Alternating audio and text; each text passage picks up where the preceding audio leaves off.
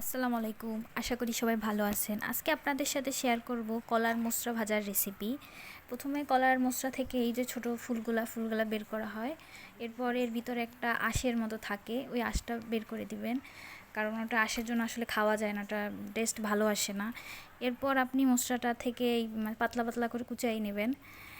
মোচড়া ভাজার জন্য আপনারা এখানে পেঁয়াজ, তারপর হচ্ছে কাঁচামরিচ, বাটা এগুলো ইউজ করবেন। প্রথমে তেলের ভিতরে কাঁচামরিচ আর হচ্ছে চিংড়ি মাছ দিবেন, এরপর লবণ দিবেন হালকা হালকা, বা এটা একটু ভাজা হলে এর ভিতরে পেঁয়াজ বাটা দিয়ে দিবেন।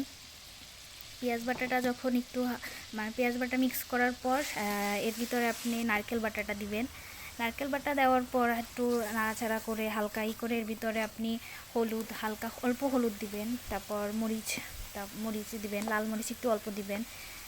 এরপর এটা একটু একটু ভাজা ভাজা করবেন, একটু কষাবেন ভালোভাবে। কষানোর জন্য হালকা একটু আপনি পানি ইউজ করতে পারেন, কারণ পানি ইউজ করলে আসলে ভালো হয়। কষানোর পর আপনি মশলাটা দিয়ে দিবেন। মশলাটা দেওয়ার পরে এটা ভালো করে মিক্স করার পরে যখন এটা মিক্স হবে, অল্প সামান্য, বেশি না, অতিরিক্ত পানি না, অল্প পানি দিবেন। এরপর আপনার কলার মোচড়া ভাজা তৈরি হয়ে যাবে। আশা করি ভালো থাকবেন।